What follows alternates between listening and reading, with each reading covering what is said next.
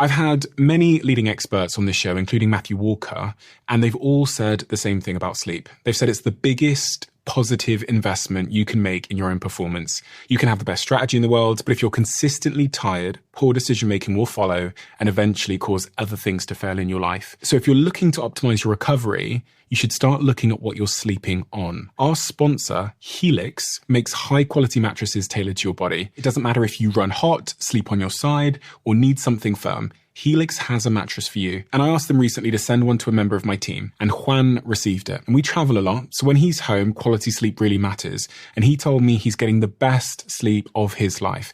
And the data backs it up, with 82% of people in a Helix study saying they saw an increase in their deep sleep. And with a 120-night trial, you've got 4 months to prove it to yourself. You can get 27% off at helixsleep.com/diary. That's helixsleep.com/diary. Why am I at this point?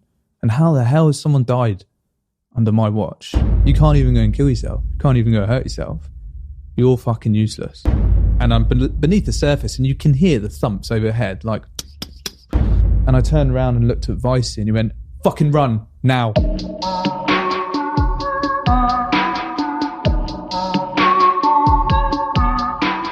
Wow. This is the most gripping, inspiring, twisting conversation I've ever had on this podcast, ever. If you're squeamish, I'm going to have to ask you to prepare. But even if you are, I'm begging you to follow this story. My guest grew up in a broken home, one plagued with domestic violence, with abuse, with heartbreak, and he moved to 5, 6, 7 different schools as he stumbled through his childhood trying to find his way, trying to find out who he was. And then stumbled through his adolescence looking for purpose in life. And he was met with rejection, with pain, with confusion, with barriers. And as he spiraled into daily drug abuse, into addiction, and into purposelessness, a job that he hoped would give him that sense of purpose ended in a manslaughter case. And this tragedy only caused him to spiral further. And as he reached the depths of his despair, he made that decision one day that he was going to leave his house, go for a drive, and end his life. For whatever reason, and thankfully, he didn't go through with it. And by fate or luck or faith or whatever you want to call it, whatever you believe, a short YouTube advert that popped up one day out of the blue would be the catalyst for him to pull himself out of his darkest, most desperate moment, to give up drugs, to overcome his mental challenges, to brush himself off, and to pursue his childhood dreams. He went from suicidal drug addict to elite commando, developing what he calls the commando mindset, a mindset and a set of values that you can learn. But his story doesn't stop there. His time as a commando is riddled with graphic violence, with heartbreak, with being injured by the Taliban while at war. He'll describe the moments after he was blown up and turning around and seeing his friends laying there behind him in pieces and losing some of those friends. Being discharged from the military because of his injury, grappling with PTSD, finding comfort in alcohol and addiction again, getting himself in trouble with the law, finding himself in court, facing 4 years in prison, and then rebuilding himself once again, launching an incredible coaching company and working with elite performers Harry Kane, Gareth Southgate, and the whole England team before they went off to the World Cup. And then the pandemic comes and his coaching business collapses. But in typical Ben Williams fashion, adversity doesn't dictate his outcome. Thanks to the values ingrained in his commando mindset, he bounces back to launch an incredible tech company. What a wild, emotional, gripping ride you're about to go on. Honestly, congratulations for choosing to listen to this episode. Without further ado, I'm Stephen Bartlett, and this is the Diary of a CEO. I hope nobody is listening, but if you are, then please keep this to yourself.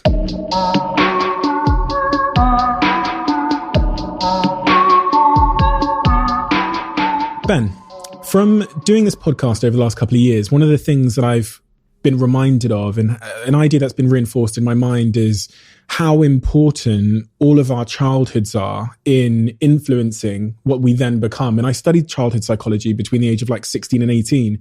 And it blew my mind to understand, especially in those early years, how that sort of fundamentally shapes who we then become as adults. And it's in some respects often quite hard to shake, right? You know, that old adage of not being able to teach a new dog new tricks because we learn most of our behaviors when we're young. So my first question for you is, tell me about your childhood. Tell me about that experience. How did that shape you? Yeah, my parents had quite a rough divorce when I was around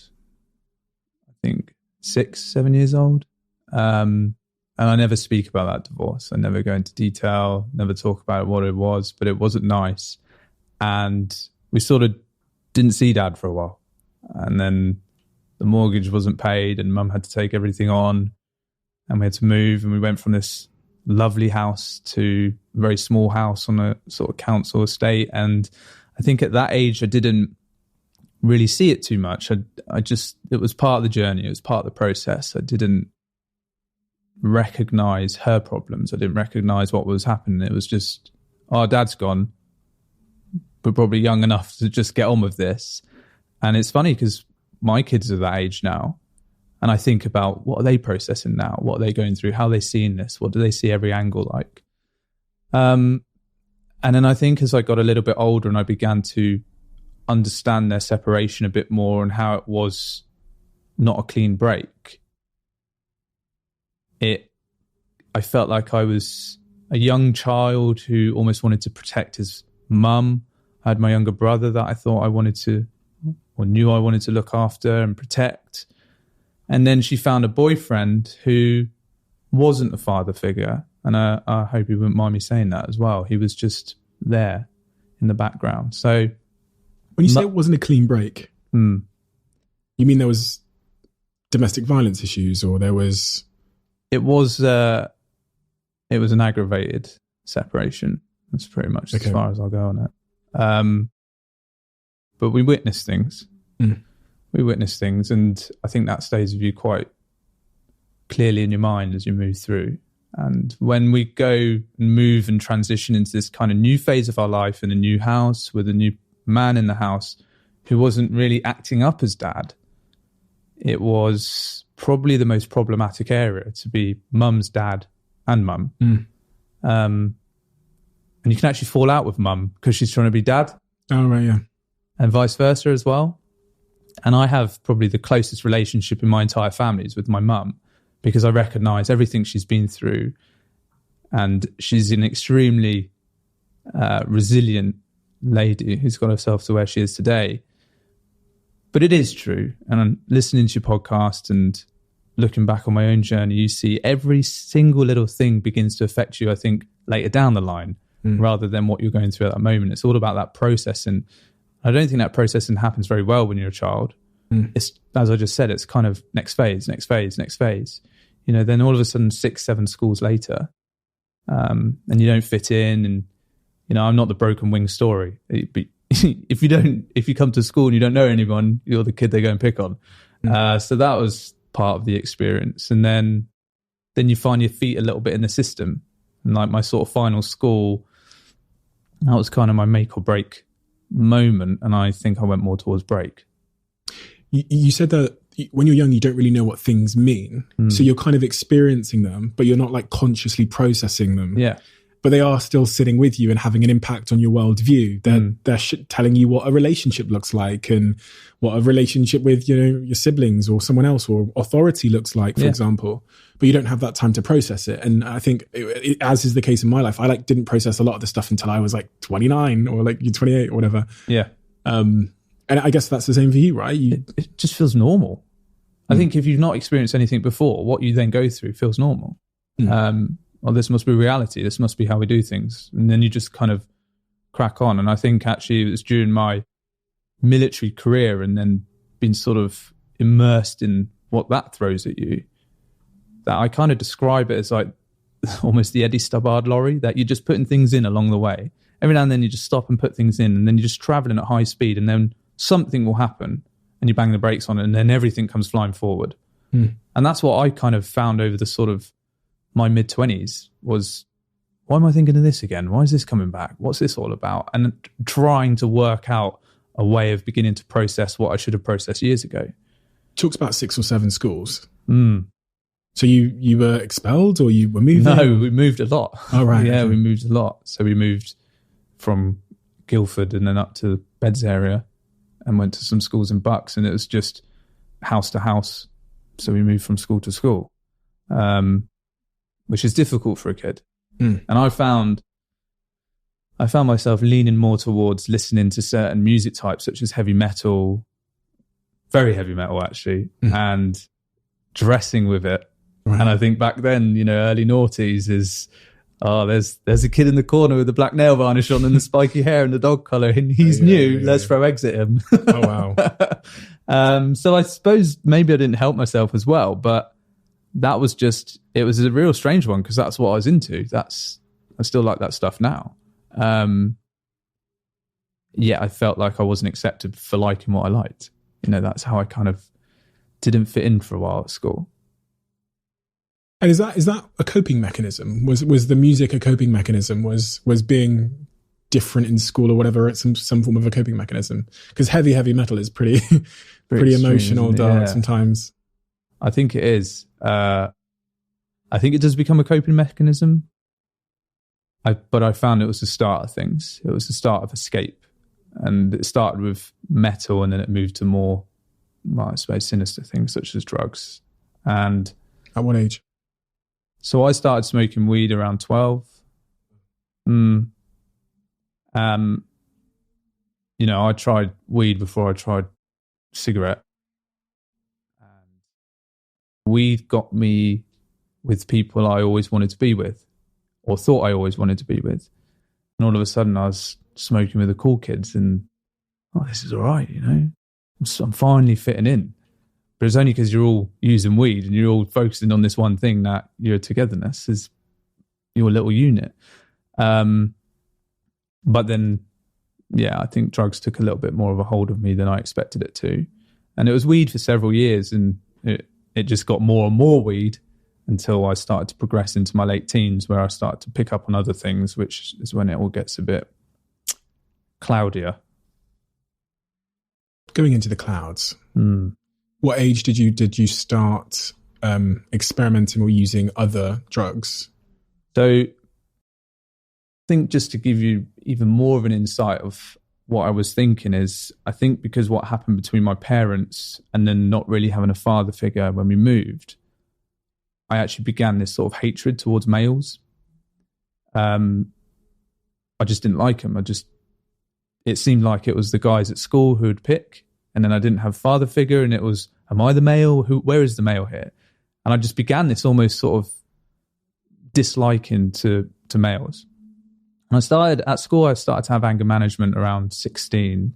And then I was going to ditch everything at school. I wanted to join the Marines and leave. And my mum, God bless her, was, no, you got to stay on the path you're on, do your A-levels and then move on. And then if you fancy doing it, do it then. And that then left me quite bitter because I was like, I want to go and do this. This is my destiny. I'm going to go and join the military. And that sort of no from her was that moment where I was like, well, fuck you. I want to do what I want. But I still stayed in school. And it was like, what's the next best option?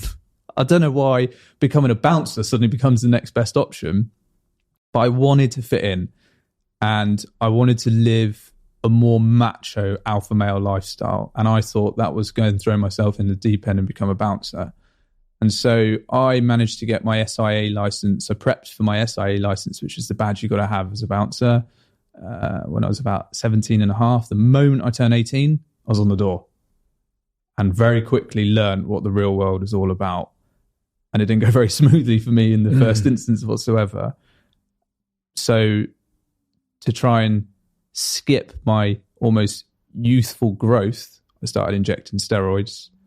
I started taking steroids orally, and then moved on to injecting, and then bulked up and got angrier and a bit more difficult to be around. You talked about wanting to be a bouncer because it would make you feel like an alpha male or whatever, and it would make you fit in. Why did I'm really intrigued by that thought? Where did the desire come from to be considered an alpha male? Whether in your own mind or to external, to other people. So I think part of it is the fitting in. Is why can't you fit in?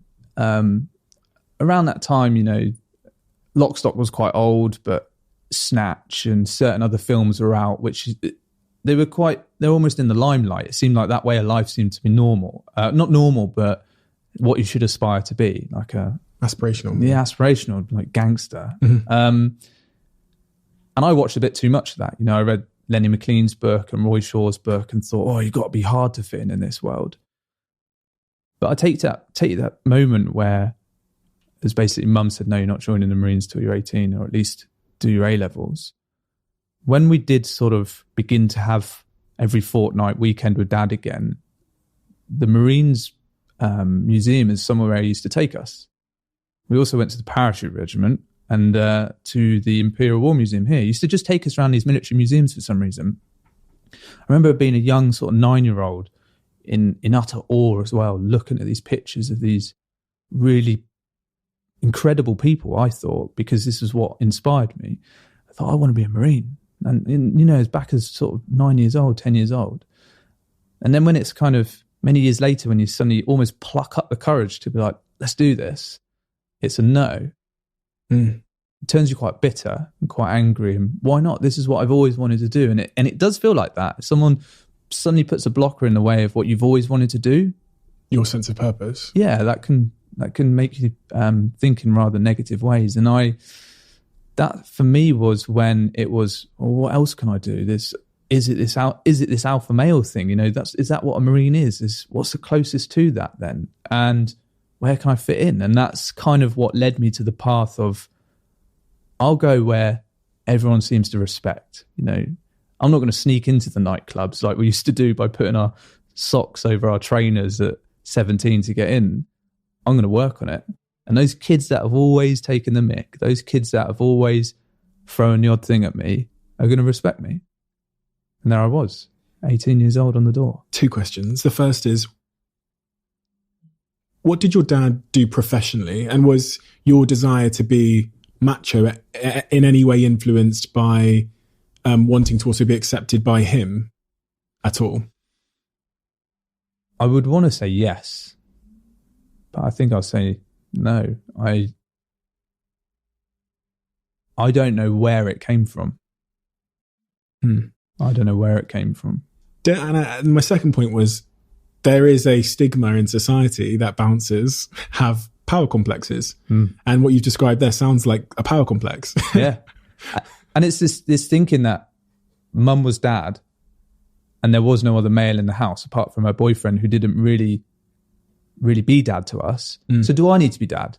Do I need to be the alpha here? And the older I got and the more I was on the door and the bigger I was getting, and I was working 5 nights a week, this was my full-time job. And you were getting feedback and validation from women. And and you get into the fights, you get better at it, you get more switched onto it, you get more aggressive with it. And all of a sudden that validation comes in. You think, maybe this is my purpose. Maybe I am supposed to be here. And you don't see the animal you're becoming. Even at that age, you can be 20 years on the door, or you can do it within a couple of years. If you start doing it every night and becoming almost laser focused on being there for the violence, you're an animal.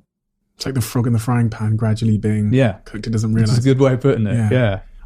It's particularly intriguing to me. I've actually never talked about this, but one of the people closest to me in the world followed almost an identical path.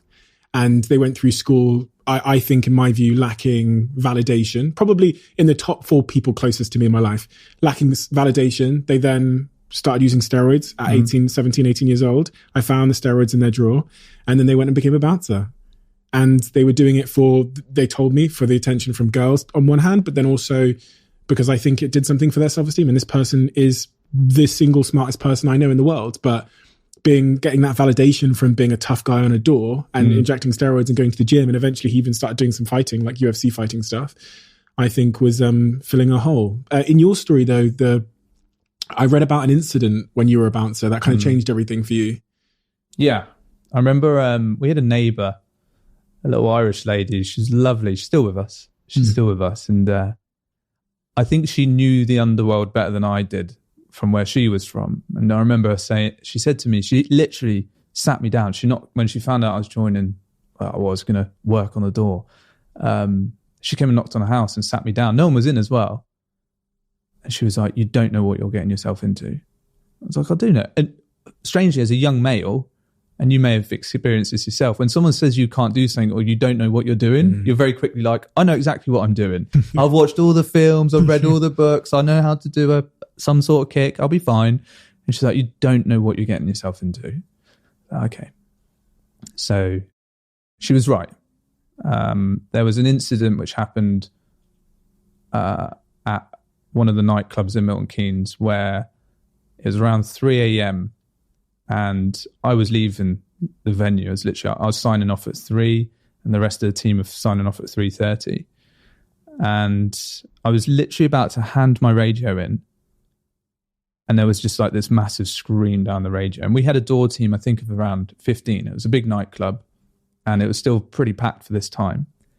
And there was just this sort of scream down the radio. And then you heard black. And that was like, so you had code red, which was like, it's kicked off. Code black is like, we've lost control. And you just kept hearing black down the mic. And I was with a friend of mine, one of the doormen, and we were literally like, what should we do? And just chucked the radios and ran to where it was. And we ran down the fire exit. It's in the escape building. I don't know if you know the escape building in Milton Keynes. It's just like a maze. You go through one exit and you're just in a maze of concrete tunnels.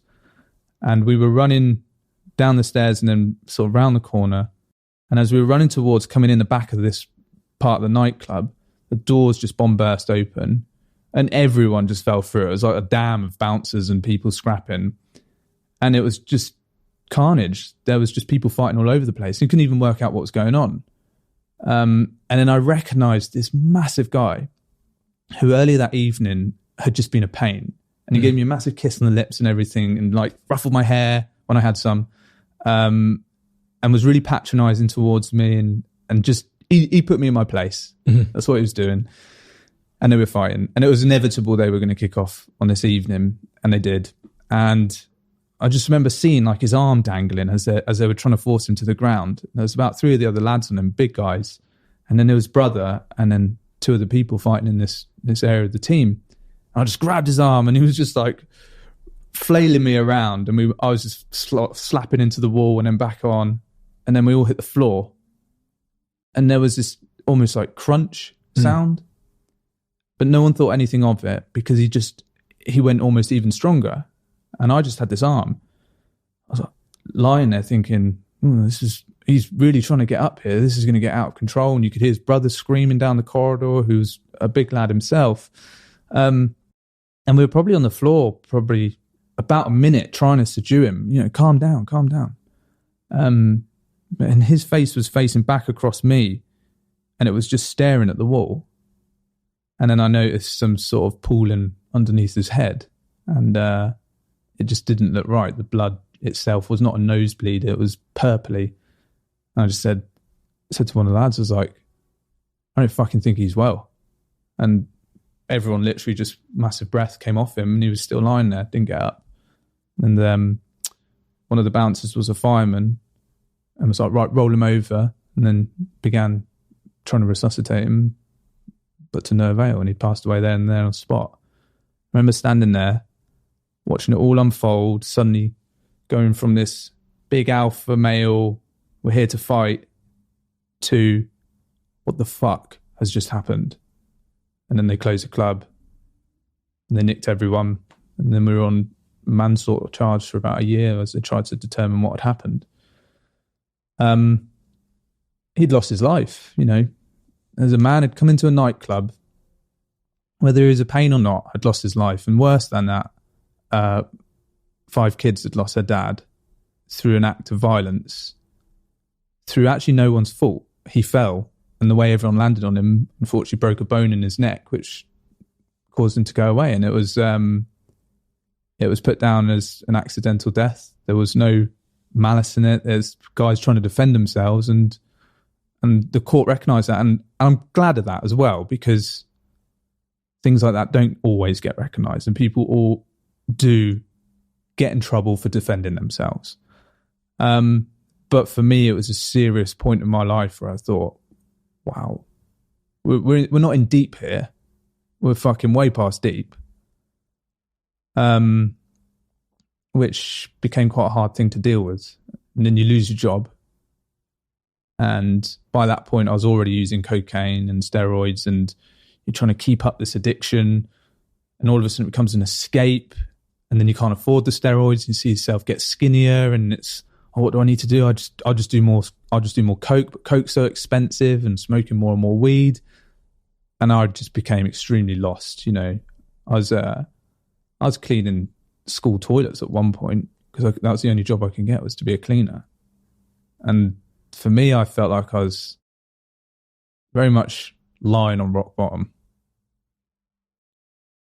You lose your sense of purpose at that point, right? Like you lose your sense of orientation. And this, I've, you know, in writing my book and in doing tons of studying over the last 2 years, I've really grown to understand the importance of especially men having a sense of purpose and orientation. And as I did some reading about why the life expectancy has dropped over the last 2 years in the UK and the US, I think I've mentioned this before, the data suggests that it's because of opioid addiction. And then you say, why are people getting more addicted to opioids? And the data suggests because men specifically are losing their sense of purpose. And I think Jordan Peterson's the one that says there's a purposelessness epidemic sweeping the world, which is why the life expectancy has started to decline. And it sounds exactly like that. When I read that in your story, as you've said it then, sounds like one of the worst things that can happen to someone, a man or a woman, is they lose their sense of, as I say in my book, their sense of like chaos, because that chaos and that having stuff to strive for and aim for seems to be our stability.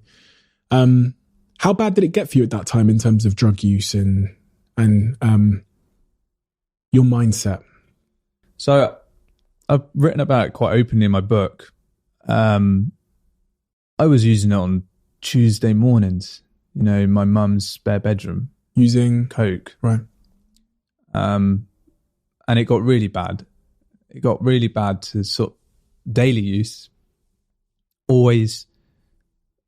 That was it. That was all that the focus of the day. It would like get cleaning work done, or if I wasn't doing that, I'd just be like, oh, soon my mate. I literally had 2 mates which I did it with, and I'd just wait for him to finish work, and then we'd go and pick up, and then we'd go and sit in my Corsa until midnight. Just sat there, just looking at the stars, thinking it's a chill sesh, really just fucking wasting my time. And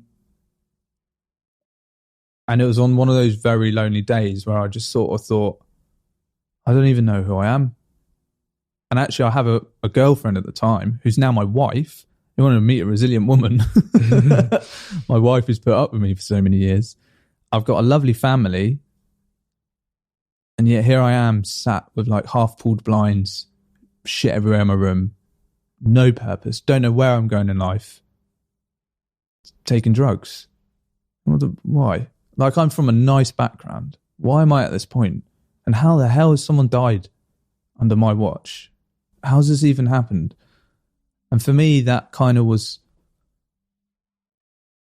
a moment of, I was to give up. So I took the Corsa, which I shared with my brother, and I just went for a drive. And I had it in my head, this sort of ambition that I was just going to go and drive off something, or drive into something, or go and do something stupid, and try and escape what I thought was this internal pain. But it never happened. It never prevailed. I never did it. I actually ended up back at home after losing track of time, sat there, feeling sorry for myself. Oh, you can't even do that. You can't even go and kill yourself. You can't even go hurt yourself. You're fucking useless. Which, lo and behold, is when I sort of flicked on YouTube, the old clunky version, and that advert appeared, and I thought, I don't know if it's fate. I don't know if this is some sort of sign from above. What advert was it? It's the advert for the Royal Marines. Oh, really? Yeah, and it just came up. It was an old advert, and it was just there. It just appeared as one of the videos that I should watch. And it was a young lad, and I reckon he must have been about the age I was at the time. I sort of 19, 20, I think it was at the time. Still quite loose on my timings for that one. And he's going through the endurance course, which is one of the Commando tests, one of the 4 Commando tests. And the endurance course is a 2-mile bogs, tunnels, just a muddy hell. That's the kind of way I phrase it, a muddy hell, yeah. And then a 4-mile run back to camp. And to get to that point, you have to have done the 32 weeks of training. And that's the first test. And I remember watching it, and he's running through Woodbury's where it is, Woodbury Common. He's running, it stops. I said, would you stop here? And then it goes again, and he goes through the tunnel. Would you stop here? And then they have this obstacle in there called the sheep dip. And the sheep dip's about 3 meters long, and it's fully submerged. And you have no control. What happens is someone will put you under, they'll force you through, and then someone else is the other side, and they have to pull you out. You can't swim, you just go through like a torpedo. And it's a bit dramatic, but this kid goes under the water and he gets his trousers stuck on some jagged bit of metal, and he's like hanging out for breath. And then it's going, it freezes, would you stop here? And then it freezes again, and it does it again. Does it like 2 or 3 times. And then it says, if yes, don't even bother filling out the form. And then the next cutscene is him with his green beret at night on a speedboat, offshore raiding craft, just going along. No music, just this weird sort of tone. It was like a and then it goes 99.99% need not apply. And that for me took me back to that young child in the Royal Marines Museum in Portsmouth who was looking at the pictures of old guys with moustaches in the Falklands and the early Iraqs, people who had become something. And I thought, what else have I got to lose? What else have I got to lose here than to just go and do it? And that week was a turning point. So you applied? Yeah. I can tell how much that particular video influenced you, because you can describe it. I mean, it must have been decades, right, since you saw that, and you can describe it in such graphic detail. I still watch it now. Oh, really? I still watch it now, only because it reminds me of that sort of transition in my life, that courage. You know, I always thought that I had a lot of courage. I think a lot of men do. What is courage to us? What is courage? And it was something that I thought I could establish or find on the door, or in like a violent world, and be that alpha male. Where actually courage, now I look back over my years, I look back and think courage was the ability to go downstairs, you know, after sitting there for hours. Shall I not? And go, Mum, you know you said no, thinking of doing it. And she went, thank fuck for that. Because I'd done my A-levels and I think she'd grown tired of me. Yeah. And I was like, what? And it was like this just acknowledgement that, yes, please go and do that, because we can see what's happening here and you're ruining your life and you're only just about realising it. And I was like last to the party in realising I was the one ruining my life. And the other hard part was, you know, my girlfriend who had been with for some time, who had been through all of this up to this point, I'm now leaving her to go on this journey and become a Royal Marine. And I think that was for me the hardest part, to build that courage up and say, can I go and do this? And she was like, yeah, I support you with whatever you want to go and do. And that was it. It was literally, and I describe it in my book, like a couple of days later, I literally just I had a pack of Coke in the house and just threw it in the toilet and flushed it, and it didn't flush. I was like, oh fuck, that wasn't as dramatic as I thought it would be. Yeah. I was like, oh, cut. Yeah, and I was like, oh shit, where am I going to put that? Admittedly, I kept smoking weed for a little bit because it was my progression off everything. But you know, the steroids were done partly because I couldn't afford it, but you immediately begin to learn about what being fit means. And I remember this moment. I didn't really have too much physical training kit. I just had the odd sort of football shirt and horrible jogging bottoms lying around. And it was I don't know if you've seen it. I think it was with Sean Penn, Run Fat Boy Run.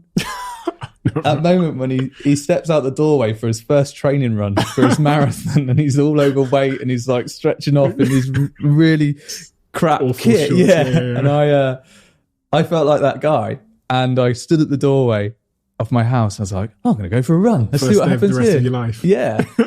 But it was like the weather we have now, and it was just this hit of fresh air and running and the endorphins and the exercise feeling like it was purifying me. I thought, this is what it feels like. Is this what success feels like? Is this what progression feels like? Is this what it feels like? And that was that week alone of just feeling myself getting slightly fitter and healthier. simple things like tidying up my room. I was making myself homemade meals like lasagnas and pastas because it was carby and it felt like that was the right thing to do. And then I began to start the application process. And yeah, it's about a year's process of fitness tests, medicals, psychometric tests and stuff like that. And then you go down and you do this 3-day course. Before you start training, you have to go and do a potential Royal Marines course, which is what I can only describe as a 3-day beasting, where they just make you cry for 3 days and see who survives it.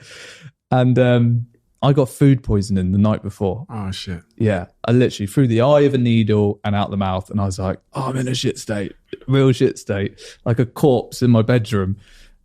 And I remember my mum's saying again, she's like, why don't you get them to see if they'll move it? Like in that mumsy way. Yeah, let's ask the Marines if they'll move it, mum.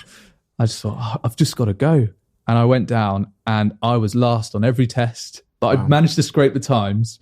But I couldn't put my hand up and be like, I feel poorly. Like 2-3 days into becoming a Royal Marine, it wouldn't have gone down well. But I passed. And that for me was just this incredible moment of, I've just managed to kick my bad drug addict habits. I think I've overcome some sort of suicidal tendencies here to now be passing a course that's going to give me the ticket to begin training with one of the world's most elite and respected regiments. And that, I didn't need anyone else around me for that one to say, well done, or that validation. That was a look in the mirror and go, nice one. How did it feel when you got that? Like, was it a letter or an email or? It was literally there on the spot. Really? You do the last day of the 3-day course and then they go, oh yeah, you passed, or they go, you're shit, you failed, off you go. And I had this letter which said, you passed, you'll hear from your careers officer soon. You also get given this T-shirt. Oh, I cringe when I think about it now. But this T-shirt says potential Royal Marines Commando on the back. Christ. Yeah. And when I see people wearing them now, I'm like... And I put this T-shirt on and I was on the train just like holding, and it was freezing. And I'm traveling through... I actually came back through London because I was living in Milton Keynes at the time. And so I was on the tube just like that, no coat on, just with this trophy. T-shirt on. Yeah, but I was so proud of it. And I trained in that T-shirt every day. And then, I got my letter in the post saying, you'll be starting on this date.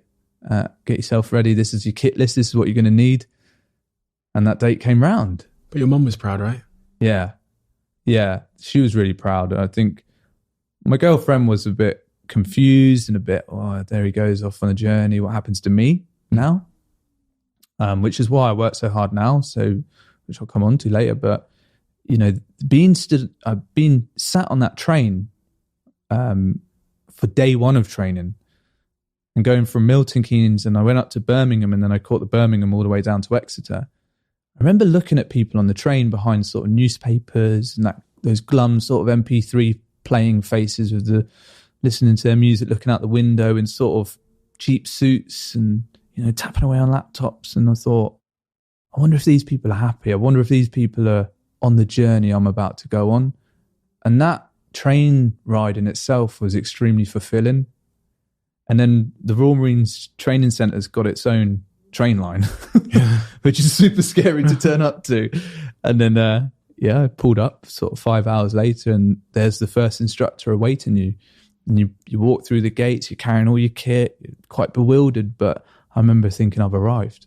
It's crazy that you went from I almost have this visual in my head of this young man who was looking around for something and finding nothing in terms of his purpose, and then obviously going within himself and using, cocaine and other substances to try and escape. And then suddenly it's like this North Star just becomes illuminated in the distance, and it's this sense of orientation and direction and purpose for your life. And that seems to be what, changed everything. Obviously it takes a ton of resolve because, the way you've described it sounded, I've got to be honest, even though you had these challenges along the way between like the moment when you decided you saw that YouTube video to when you actually showed up at the training camp, but it's tough for a lot of people to even see the North Star and then pursue it. And especially when they're holding the baggage of like addiction. And I find that pretty miraculous. I'm like, a lot of people wouldn't be able to do even that part. Going from addiction and suicidal ideation to putting on those shorts and going for that run. I feel like that's the biggest mountain to climb, right? Like, yeah, that was, I think that was part of the rush for me, was actually just arriving at the camp. And I'd watched a documentary by Chris Terrell called Commando on the Front Line, and it followed a troop through Commando training, which was it wasn't an old grainy one. It was, a year or so before I was going to go there. And I just obsessively watched this. And at the time, Afghan had just kicked off as well. And so they were getting combat footage of what is happening out there right now, mix of this training. And I remember watching this thinking, I'm going to be there soon. I'm going to be there. I'm going to be there. And it took, that's a year's worth of sort of preparation. And then I remember standing in the foundation block, which is where you spend your first 2 weeks with 60 guys I've never met before. All of us with shaved heads, or just look bewildered and a little bit worried about what's next. And I remember looking around thinking, this is the room they filmed that first episode in. I'm in it. Wow. And you do think, like, what legends have walked through here? What heroes have come through? Everyone comes through that door over there. And I think even that itself was a real moment of pride. Like, I really enjoyed the first few weeks of training. And then it got quite hard. I suddenly realised, all right, yeah, it's quite a long course and this is going to take a lot of resolve, as you say. But, those initial first few days of just excitement and looking around and just being surrounded by excellence. The values are written on the wall. Your corporals, your troop sergeant, your captain, they wear the green beret of pride and they're stood there immaculately dressed. I'm going to become you one day.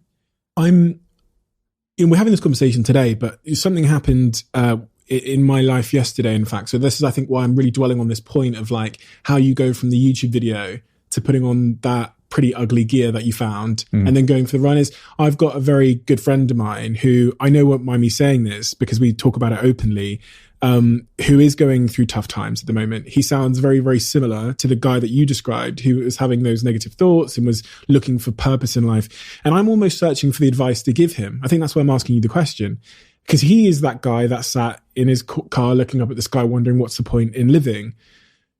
What is it that takes you from that place to putting the shorts on and saying, do you know what? I'm going to do something for me for once. I'm going to help myself. No one else is going to get me out of this situation but me. That bit there feels like the hardest mountain to climb. I guess for you, it was that sense of purpose and prestige. And that was, this had been your childhood dream, or like, there's also this quote I sometimes ponder on, which is change happens when the pain of staying the same becomes greater than the pain of making a change. Like when life becomes suck so much that it would suck less to go and be beasted. Yeah. You've got to want something. That's what looking back, having learned everything along the way, it was the desire to want something. What is it I want? And it wasn't the validation of being a tough guy at all. It was to be part of my dream. And you think back to that 9-year-old, he'd almost made his mind up on the spot there that he's going to join the Marines, and that kind of got taken away. And then I took it away from myself anyway. And I think almost further away it gets, it becomes less tangible. So when the incident at the nightclub happens and you find yourself becoming wrapped around the wrong axle completely, you think it's getting further away. I'm losing control. I haven't got it. I'm losing that thing I want. To that finally that day of something that reminds you to go, remember what you want, to go, fuck it, I'm going to go and do it. And do you know what I found? I know a lot of people like this. I still have a few of in my close friendship group. And I've worked with a lot of people like this as well, where it's actually the courage to go and do it. Somewhere in your friend's head, he'll be thinking something that I want to. He may look at you, yeah, but you're successful. It's easy for you to say it. Look how well you're living the dream. Fuck you can't give me advice. And you're like, oh, dude, come on, switch on. In there somewhere is something he wants. In there somewhere is a desire. In there is a child who had an ambition for doing something. And the older we get, what I found with my experience, it feels like it gets slightly further away and that gap gets bigger, and all of a sudden you've got to take a bigger step or a bigger leap. If you have that ability to go, no, I do have the courage with it, that gap closes. And it takes steps. It takes baby steps. And people think it's overnight. You know, you may have found this. Oh, you're an overnight success. It's like 10 years worth of hard work. Lionel Messi says it took 15 years to become an overnight success. That's because deep down in the shadows, those people which are fighting it every day, the addiction, the difficulty, the desire to go out on the piss with our friends in the normal world, to do the drugs, to eat unhealthy food, whatever it is that fight right there to go yes or no. Should I follow the easy option or should I follow the hard option? And sometimes the hard option isn't the challenge. Sometimes the hard option is the courage you have to build within yourself to take the steps. You know that. Is there anything that I could have said to you when you were in that point in your life, when you were doing the drugs and having suicidal ideation? If I was your friend, is there anything that I could have said to you that would have helped you get out of it? Because as friends and family members, we're always trying to change, help, right? And I sometimes doubt the power of a mate turning to you and being like, pull your shit together, It strangely happened to me. So I won't mention his name because he's doing sneaky beaky things these days. But there's a close friend of mine. Sorry, what's sneaky beaky? Peering from curtains, working for special forces and doing things like that. Right. Not pervert. No. Okay. Yeah, can't do that one again. No, he's not pervert. That's why I won't mention his name. A friend of mine was within this lifestyle I was within, and he decided to join the Marines, and he got out of what we were embroiled in. And I remember ringing him like, what's it like?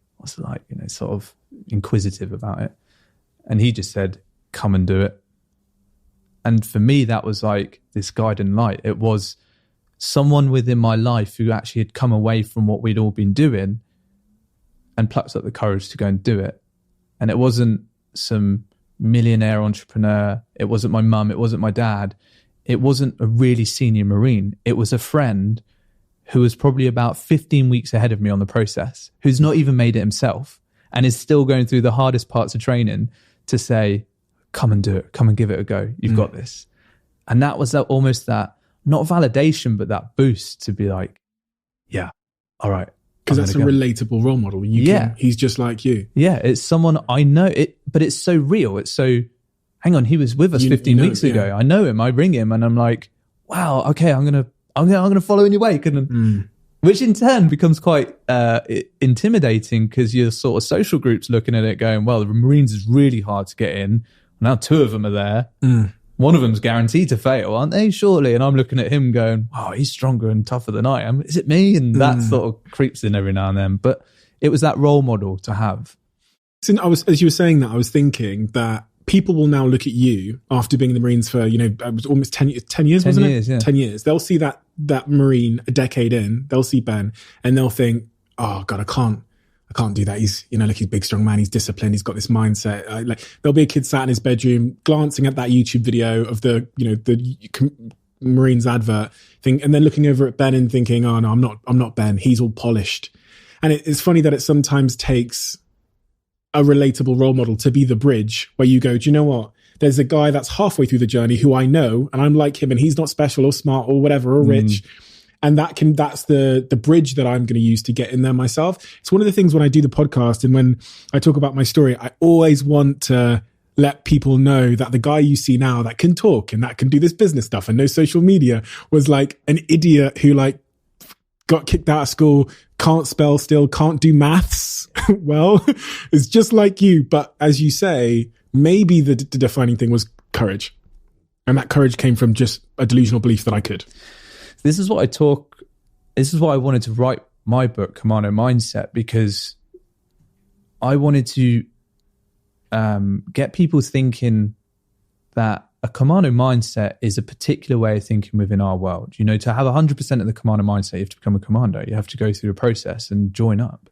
But everyone has to get themselves to the gate. And I become quite interested in the getting to the gate part to start. And who doesn't get to the gate? The biggest critics never stand on the start line with you. They're always the ones in the stand giving it the big one, aren't they?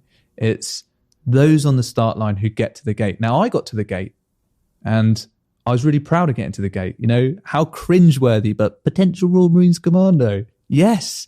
At least I'm a potential Royal Marines Commando instead of a potential civilian, which I don't want to be for now. I want to go and live and enjoy the world in different parts of it. Some you wouldn't go to holiday on, but I wanted to go and see it. And that for me was a really interesting point. And, you know, fast forward many years later, I managed to get the prestigious job of going back to the Commando Training Centre as an instructor and get to see those people get to the start line and see them go on their journey and listen to their stories. You know, you're a bit of a tough guy over them at times, but listen to their stories and hear them say that they had drug problems and this happened within their family and, oh, this person lived on the street for this long. But now you're in my world and I'm going to try and take you from what you were and turn you into something that we need you to be, but you have the ability to be as well. And that process, seeing them go from civilian to commando. And that's really empowering because I get to stand there on the last day of training when they finally do it and you can finally call them mate. When, you know, it's a bit hard up to that point, but it's like, good effort, mate. And you have a beer with them and you tell them a little bit about your story.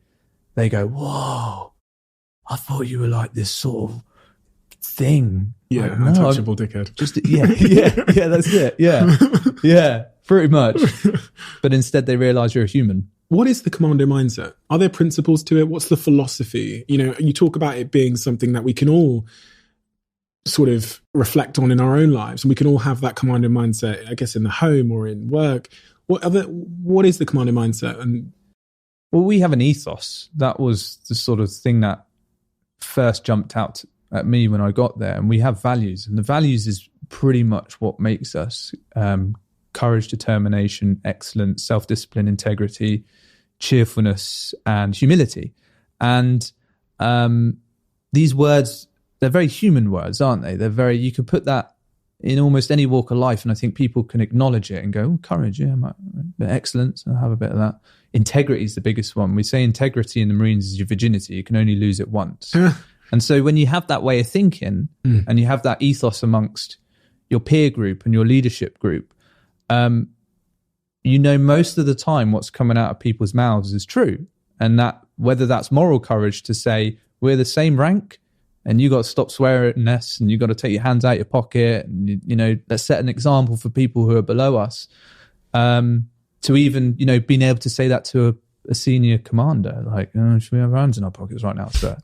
But it's this ethos within us that enables a particular way of thinking, and it's when you're in the most extreme circumstances, when bullets are coming at you.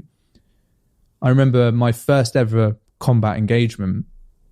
We were in quite a large patrol of 12, and we'd flown into an area in the green zone and told the Taliban are here, you're just going to have to go and find them, which is like finding a needle in a haystack sometimes. And we were on the ground for about 4 hours, and we always take an interpreter with us, and they have a radio that intercepts Taliban frequencies so they can actually hear what the Taliban are saying. And it was the first time I think I heard the Taliban as well. You hear these voices, and it's quite squiggly over the net. You can't really hear it properly, but you just think, that's our foes. That's, oh shit, they can see us as well. Where are they? And they said, we can see him. They're heading towards the melon now. And melons was their code word for IED, improvised explosive device, a homemade bomb. So the Taliban are saying across the radio that they can see you. So they're talking to one another, saying they can see us and that we're heading towards the bomb they've planted. And you start thinking, well, maybe they're trying to egg us on. Maybe it's not real. And we went into this farmer's compound and we stayed in there for about half an hour to gain our breath and have some water. And then they came back on. So they've gone in person. They said his name as well. They've gone in his compound. We'll pay him a visit later. We'll get him on the way out. So you're looking at the poor farmer thinking you're getting a knock on the door later you don't need. But also we're in the safety of this small compound that we're going to step out back into the open soon, and they're going to see us. And we stepped out of the open, and straight away we can see him again. And you kind of, are they trying to pull our bluff? Because they know we can hear them. They know we listen to them. And you kind of take it sometimes with a pinch of salt, but you have to take it seriously. But then we had assets in the sky, which was a drone saying that it can see fighting males coming towards us all carrying weapons and they're moving down this street. And that was like, okay, this is actually real. And we hadn't been hit by this point in the tour. And this was about to get very, very real. And everything changes. You know, the adrenaline's high, but it's controlled. You've got control and you think, I know how to deal with this. Stay focused. And we came up to a ditch, which it's almost like a T-junction ditch where one met another. And then to cross it, it was probably about 4 foot deep. And then you had to pull one another out of it. And you get onto a track, and then there was a wall, and the track sort of went left and right from us. And about 3 of us got out the ditch, got onto the track, and then just a hail of bullets came flying down the track, and they all spat off the wall and off the floor and off the trees around us. And what you're taught to do when you're shot at, you're taught to do something called RTR, which is return fire, whether that's from the hip, shoulder, whatever, just spray in a direction, take cover, return accurate fire. RTR. I nosedived into the ditch. Don't blame you. Yeah, like quickly as well. And just completely flopped into the water. My kit's probably weighing about £100, so I've just gone straight to the bottom of the ditch. And I'm beneath the surface, and you can hear the thumps overhead, like split second you're underwater. Split second. But it's long enough to go, that wasn't the right thing to do. I've just done everything against what I do in training and what I've been taught to do. You panicked, right? Yeah, massively. Like, oh shit, someone's shooting us. What do we do? Jump in the ditch. That seems to be like the cleverest thing to do. And I jumped in the ditch, and I remember this thought coming through my head going, oh, you fucked up big time there. Get out the ditch. And I, in that second, came up out of the water and noticed everyone had done the same thing. So I was like, right, I might have dodged that one. And the way we were looking was down the track. So everyone's sort of looking across each other, down the ditch and down the track. And there was one person still on the track, returning fire on his own, stood up. Literally, you couldn't make it up. It looked like that sort of Call of Duty image where he's just firing away on the track. And it was our commander, Vicey. And he just looked over at all of us in the ditch and went, check your fucking flashes. And that is this internal system which just goes like that, because your flashes are what you wear on your shoulder, and it says the words Royal Marines Commando, and everything those 3 words mean is related to the ethos, related to our values, related to those 32 weeks training, related to every person that's died for those flashes, and we're all hiding. And he doesn't need to say, get out the ditch, come on the track, or anything like that. He just screams, check your fucking flashes. And that's your reminder to go, oh, I need to switch on and be a Marine here, as opposed to hide cowardly in the ditch. And then we got out and you get into the fight. And that's what the mindset isn't necessarily just down to skill and ability. It's that ability to tap into what you're programmed to do, what your DNA is, what your value system is. Have courage, have excellence, have determination. All these things that were just words up to that point have true meaning for you to get into the fight. Whether you lose your life in that moment or not, you're there to do a job. And that's what it looks like. And those values, as you described them, go back through that list again. Courage, one of them was joyfulness, not joyfulness, cheerfulness. Cheerfulness in the face of adversity. Why is that so important? That's the one that struck me the most. I was like, that sounds like smiling. If you don't laugh at it, or laugh at you. And I've lost count the amount of times where I've been soaked in mud, I'm absolutely hanging out, and a Domino's pizza and being at home won't go amiss. And you look over to the right, and all you can see through these muddy faces is teeth, someone else looking back at you, and you just go, and you giggle, and you're like, oh, this is shit, isn't it? Yeah, let's get on with it. Because if you don't laugh at situations that get tough, it is going to laugh at you. And the moment it starts to laugh at you, you're going to begin to suffer. Now, it's not in the case of when people lose lives, you're stood over there going, having a giggle. But it is those moments of extreme warfare where rounds are pinging off the wall in front of you, and you look at one another and go, fucking hell, that was close, wasn't it? And you have the ability to laugh at situations maybe other people wouldn't laugh at. Cheerfulness in the face of adversity is what we all need. I've been saying it to people all last year and this year. This is shit what we're going through. But if you don't smile in some way or another and find that sort of courage to have a bit of morale within yourself, it's going to laugh at you. that's where your mental health starts to take a knock. That's where you start to have that sort of negative downward spiral. And that was something I never had before the Marines, the ability to laugh at difficulty. And the Marines encourages it out of you. What were the other words again? So cheerfulness, courage, determination, excellence. Talk to me about excellence, why that's so important. Because I know I've got to be honest, I feel like I've watched every documentary ever on like the SAS and the Marines and the other special forces across different countries. I got so obsessed, when I was younger. And one of the things that you see in training is this obsession with the suit, your uniform being clean and your gun being clean and things being in order. And it seems like, from my outside perspective, they're like training excellence and organization into you. Is that why they use the word excellence in your flashes? You can never achieve perfection. Everyone looks at the military as in they're perfect. Everything's shiny, everything's ironed, everything's clean, but it's not perfect. If you think you've got perfection, you've hit arrogance or you've let your standards down, because excellence is that ability to continuously keep striving towards something. My corporal in training said, if you do 0.1% better every day, at least you're heading in the right direction. And his way of looking at that was, you could have the worst day ever, you could fail every test, but if you do something extra that day that just boosts that 0.1%, at least you're making a little bit of a more positive impact on that day than maybe yesterday. You can always strive. And that word excellence is embellished in that.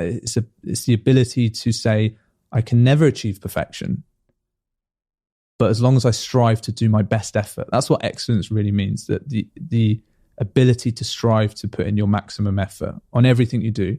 You could be the slowest guy in the troop and not be able to keep up with everyone. But if you are hanging out, I always used to say it to my recruits, I don't want to see you just giving me the face for the sake of it. I want to see your face that you are fully inserted in the locker. Then I know you're giving me the best effort, because they're striving for excellence. They're striving to just be the best they can be. Do we do enough of that? We do in the military. And that perfection doesn't exist. You can't aim for perfection. You have to aim for something a little bit more tangible. You have to aim for something that does exist. And what does exist is the ability to keep doing it at a high standard. How do you... In our culture at the moment, there's a narrative emerging, which is like, at least you did your best. There's a kind of a fluffy, soft, you hate it. I can see it in your face. Yeah. There's this kind of like fluffy, soft, it's okay that you're not that good. At least, take a rest. Good is fine, which is kind of infiltrating our culture in a very PC, almost, in my opinion, toxic way. If I post this on Instagram, as I've said before, I'll get like cancelled, because that sense of like, doing less than your best and being negative seems to be comforting for people in a way that keeps their self-esteem and ego smothered with cotton wool so that they don't have to take personal responsibility. I can see you're very pissed off. Go ahead. Yeah, this podcast is over. My lad took part in... So I have a boy, Zach, he's 7, and I have Layla, who's 3, going on 18. And he won a race in sports day, and I was like the Marine dad on the edge, and they're like, "God, son, come on, you got this!" And he's flying down, and he's miles ahead of everyone else. I was like, "Yes!" And he crosses the line. I'm like, "Yeah!" And he comes running over, and he's got this massive grin on his face, and he's got a big sticker, winner. And there's another sticker next to it, participator. And I looked at it, and instantly in my head, I twigged, and I thought, rip it off. Okay, good. Oh, they're handing out them ones, are they? And he went, I won. And he was over the moon, moonlight. And my wife and I were like, well done, mate, it's amazing. And he went, why did everyone else get a sticker? And he was pissed off. And I was like, and I can almost hear the parents around me. I could hear their ears turn towards me, like, oh, how's this parent going to approach this one? Mm. And I did think in my head, I was like, shall I go down there? Well, it's good that everyone had a go and everyone took part. And then this kind of, the stoic Commando went, fuck that. I went, listen here. No one else should have got another badge, right? You're the one who earned that. That's the reason you've got that winner's badge. Don't worry about that participation medal. What I want you to always strive. Just do your best every time, and you can win the race like you did today. Don't worry about everyone else. And he was like, yeah, but why do... And it kind of, the conversation went off in child language. Sure. But why do they get a sticker though, Dad? And like kind of looking around again at the parents. I don't know. I've not worked this one out yet. But I wanted to let them know that there was that parent in me. There was almost those two voices to go along with it, because other people are listening, and this is now the new cultural thing to do of just praise effort praise taking part over anything else. Or let my son, one of the Marines' values is integrity. I'll let him know what I truly think of it. I don't agree that they're handing out those stickers, mate. You won the race and you deserve that one. Make sure you do that every time. And he likes that. People will listen to that and they'll think, some people might think, oh, you're toxic. That's those pushy values. parent. Yeah, pushy parents, and you're training your kid to, he'll end up like Michael Jackson, changing the color of his skin or whatever. But if we look at the importance of purpose and forward motion and orientation, I think that removing accomplishment, removing North Stars and just saying nothing's a North Star and everything's a North Star is actually really, really dangerous, because then if we don't have things to strive for, if there's no winner, if there's no accomplishment, if there's no mountaintops, then again, we lose our orientation. And that for me is where people get depressed and have opioid addictions, and then they end up killing themselves or, whatever else. And it's also maintaining a standard for not what I expect of my child. I want him to put the effort in. If he doesn't want to put the effort in, he won't put the effort in. And he will either go through a process in life like I did, or he won't. And he may look at my life lessons and others around him and go, "Ooh, I'm not going to do that. I'm going to do this." I run a business. You've run a business. If your staff or employees, turned up and were like, I'm just here to, get paid and 9 to 5, hit 5 and I'll go home. That turning up attitude, what does that do for the culture of that business? You have too many of those people within your environment. Your business is a car crash waiting to happen. It is the people within it. Or your friendship group. Oh, just, see what happens. I'll just turn up. The just turning up attitude is what we're encouraging when we say, well done everyone for taking part in this race today. I personally think you reward the top two, and the one who's putting in maximum effort, who came in last, give him or her something as well. Well done. That's a good effort. We had another cake. Yeah, I didn't want to say it. You said it for me. I don't care. I don't care about being cancelled at this point. Yeah. You're not cancelling my episode. No, it's fine. But it is that. It's if we almost reward this participation now, that's all you get rewarded, as the winner gets as much as the loser gets, and everyone in between gets rewarded this participation. We are encouraging this just turn up. Just all you have to do is just turn up and you get praise, you win. It's what Simon Sinek talks about, this kind of entitlement. Where does it come from? Well, you just turn up, get everything everyone else gets anyway. No, like you and I, people who have had to work hard, fight hard. The reason the Green Beret is so well respected is because it's so fucking hard to achieve. The moment they drop the standard, it's not going to be the value that it is at the moment. Maybe that will happen. Maybe society will push it through. I know training was very different to when I actually took recruits through training. I have seen that difference in culture. Society is having an impact on that. We are rewarding people for just turning up, simply just turning up. And that to me is, we're not breeding this Michael Jordan attitude. We just want you to come and give your best effort, the excellence, turn up and strive. Don't just turn up and tick boxes. That's a big thing that I took away from the military, is do not tick boxes. You can get your report. We were always encouraged with our reports to be way better on it. Don't just, well done. You've done everything you need to do in these couple of months. It's good effort. You've done all this and this. That's what we look for. It's funny because people, they just turn up state of mind in the kind of soft, fluffy cultural narrative that's kind of breaking through, especially on like social media, I think is designed to try and protect your mental health. But I think that the argument we're saying is it actually has the adverse effect, because it takes away that sense of like striving and accomplishment, which is so clearly important for people to live fulfilled lives. And it goes back to the point I made about chaos being stability and stability being chaos. If even in my industry there was no competition, there was no podium, there was nothing to aim for, my life would descend into some form of probably some form of depression. because I would have there would be a purpose.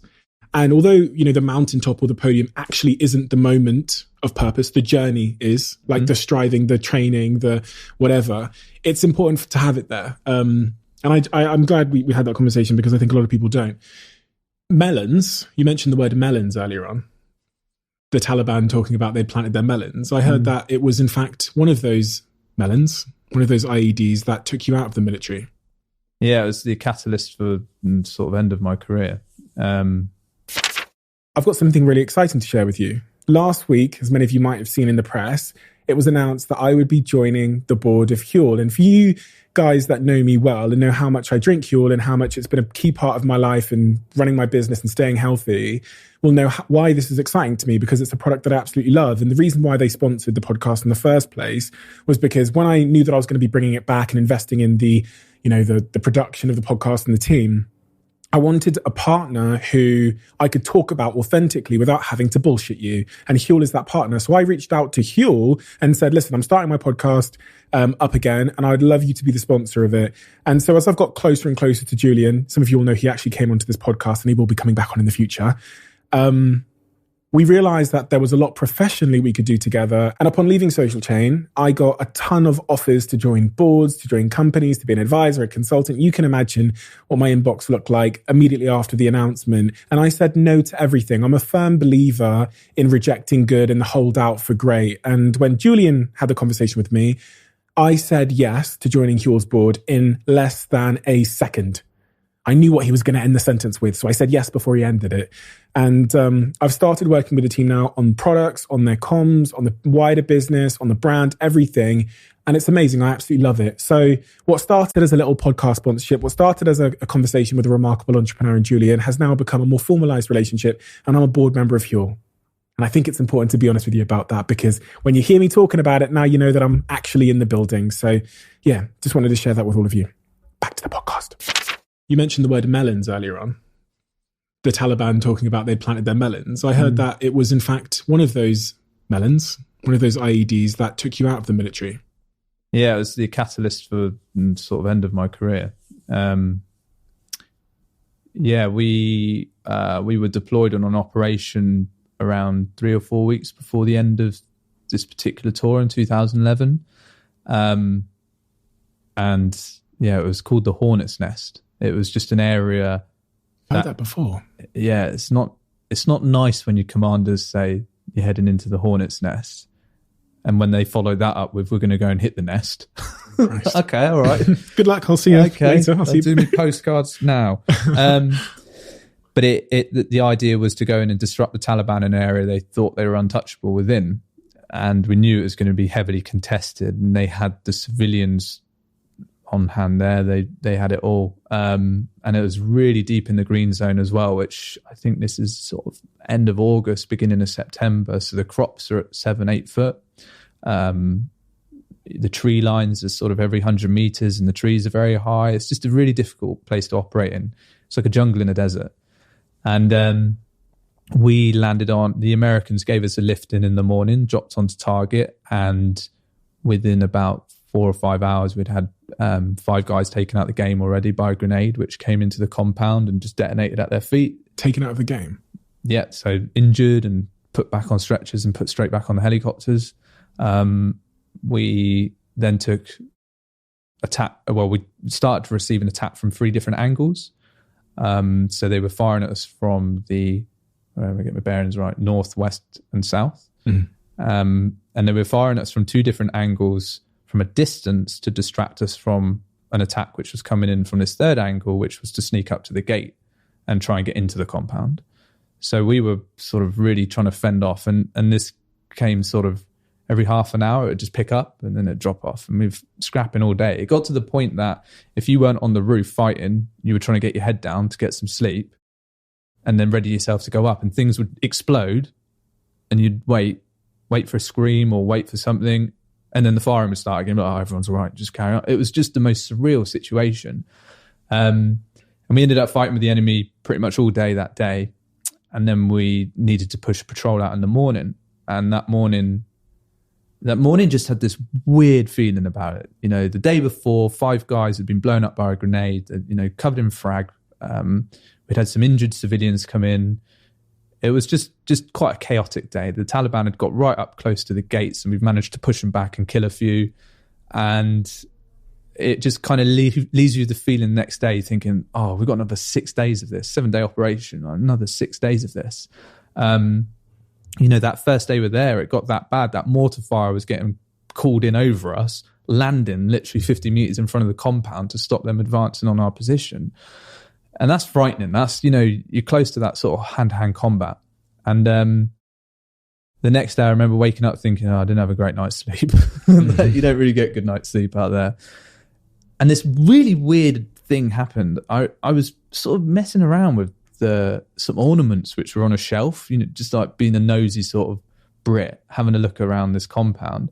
And I ended up flicking this sort of like weird dish thing. It had a car battery, like just half a car battery in it. And I poured it, and it had all the acid, and it leaked onto my head and then onto my face and then onto my body. I was like, oh my God, I've got battery acid on me.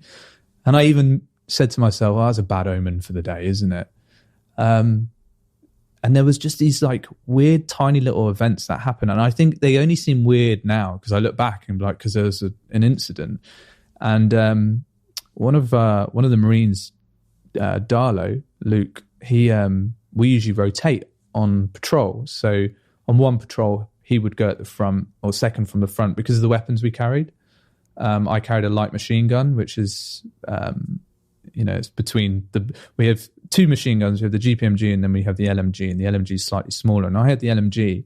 And so you go that second person to cover the first person, who's a rifleman who is literally with a metal detector looking for the bombs. So you're there on their shoulder and you work as a pair. And it was actually my turn to go in the middle of the patrol, and it was Luke's turn to go up to the front. And neither position really is any skin off your nose. I was like, do you want to swap today? And he's like, no, I'll stay where I am. I was like, yeah, I'll go with Jordan up the front. And we came out of the compound and literally straight away into a ditch and then into a cornfield.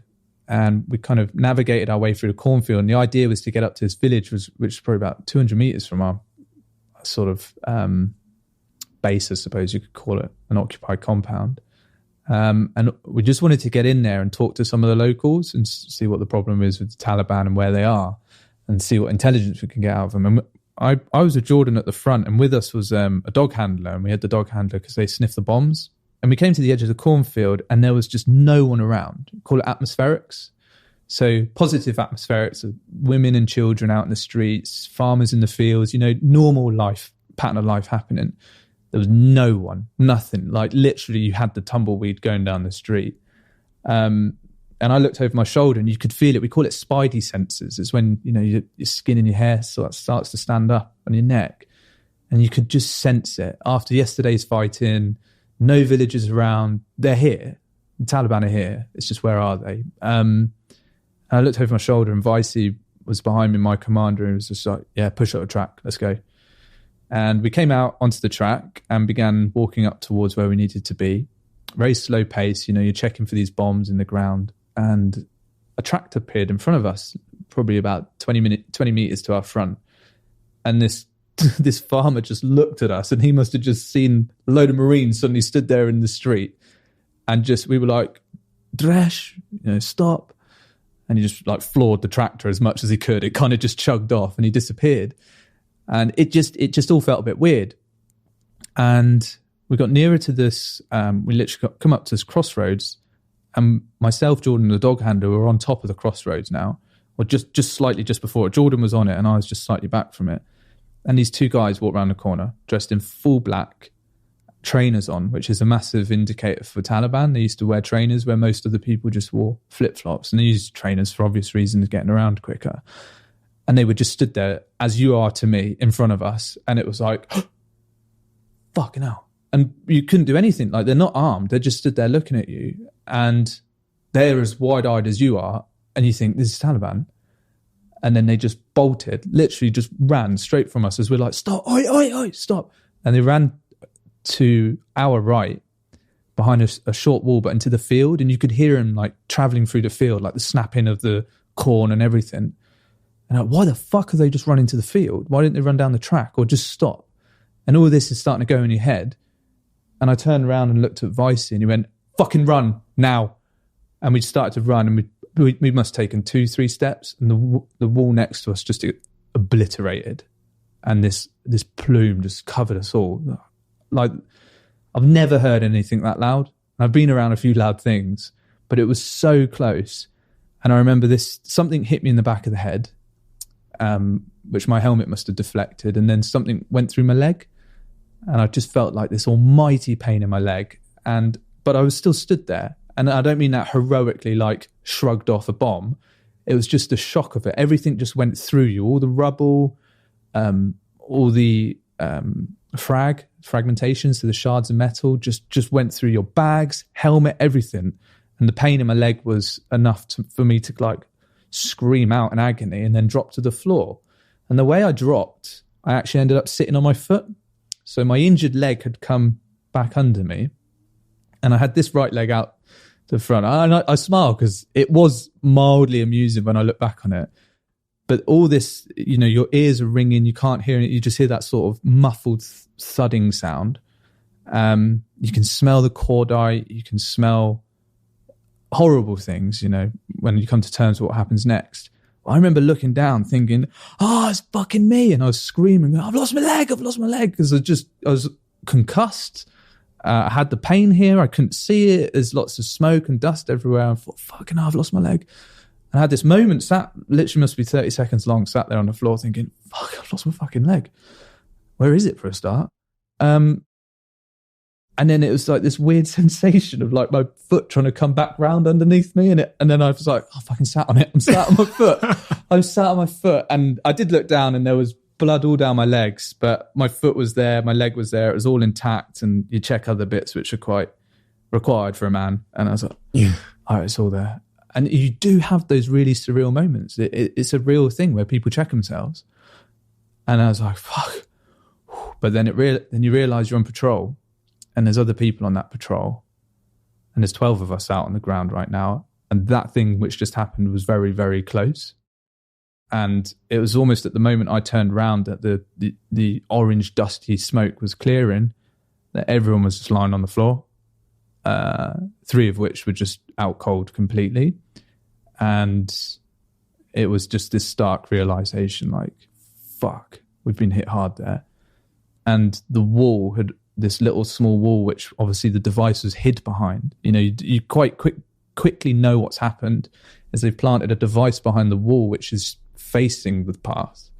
And they've run into the field at the end of a wire and just connected the battery, and it's detonated on our patrol. And what it is called directional fragmentation. So it sprays across the patrol instead of coming up from under the ground. And everyone had been hit. Everyone. And behind me was my corporal, Vicey, out. Blood coming from his neck, blood everywhere, kit, weapons, clothes, just ripped to pieces. And you just think, oh, fuck. And there's no one else around. Like, it's just you guys on the track, and most of them are lying unconscious on the floor. And I thought to myself, I've got to get to Vicey. So I started crawling. I was in utter agony as well. I just knew I had to get to him. And as I was getting near, I could see that he'd been struck in the neck, and it was doing, as you would see on Casualty, coming out at an angle. I've been in these moments before. I've been around people which lost legs. I've been there for people which have been injured, but there was people left and right. There was, your team were there. On this occasion, everyone's just fucking out cold. And as I was just getting to Vicey, a Marine came sprinting up the track from right at the bottom and just jumped onto his neck, like with his knee, literally jumped onto his neck and just leant into him. And he started shouting at me, going, "Get your fucking kit out now, get your kit out." And so I started fiddling around for my medical kit. And what we were trying to get out was this thing called hemclot, which is like, it's like a bandage, but it basically, you stuff it into a wound and it expands. And I needed to get my hemclot out, but you have to throw it. It's like this technique that you take it out, throw it over your shoulder so it doesn't get caught in the dust. And you have to keep it over your back so you can then put it in, but you're not packing all the shit in around him. And he's like, "Get your fucking hemclot out now." And he's now obviously removed his knee from his neck, and he's got his fingers in the wound, and he's trying to hold on. And I remember looking at it thinking, he's trying to hold on to his artery there, and he's trying to pinch his artery, going, "Stop fucking looking, start putting it in there." I was like, trying to do it. And he grabbed it off me and went, I'll do it, hold that. And then you're there like, fucking hell, I'm holding it, literally pinching it together, going, don't go, don't go, don't go.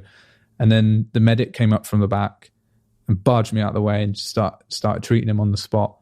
And all I could do was just hold his hand and was just like, pray for your kids, stay for your kids, stay with us, stay with us. And this sort of 45 minutes flashed by and we were on the helicopters and we were back at Camp Bastion and they were going through triage and I don't know, miraculously, they're still with us today. Vicey lost his leg in that moment as well, which is unfortunate. Darlow, who I was meant to swap with, took fragmentation through the temple and is now disabled because of it, but he's still with us and is still great fun to be around, still a Marine at heart, definitely. And a few other lads taking it in the throat, all over their bodies, and we meet up every now and then, not so much now, but we meet up, we call it the bangiversary. And you look at these kind of reprobates, which are still just got scars all over them, and you share the stories and you take the piss out of one another. Vicey always says to me, he's like, you were crying when I was dying, weren't you? I was like, yeah, I fucking was. But it's a part of that journey, and it was a real intense moment. But we signed the dotted lines. We put ourselves in that position, and that's what happens in war. And at some point you decide that you're going to leave, or you were discharged medically? Or? Yeah, it was, I was discharged because of my hearing, and it was something I'd hid from that day. I knew my hearing had been affected, but the way the sort of hearing tests work in the military, you can kind of blag it. You press it every 3 seconds and it'll look roughly like you can hear it. And I could never hear properly in my left ear. And they changed the test several years later, and I got caught out trying to blag it. And the doctor was like, what are you doing? I was like, hearing test. He went, yeah, stop doing the 3 second rule. All right, do it properly. And did it properly. And then it was like, you can't hear in your left ear, can you? I was like, I can hear some. He went, let's have a chat. And yeah, we sort of, that was the ball rolling between being elite military to leaving the forces. Not easy to leave, as they say. Life change is very different. Yeah. Have something to aim for. That's what I decided. The moment they told me, I think I'd been up through enough stuff up to that point to go, okay, this is what happens now. Adversity strikes, and you've got to work out how to get through it. I had this ability to coach people. Like, that's what I did with my young Marines, and then when I worked with the rehabilitation troops as well. I thought I could do something outside here.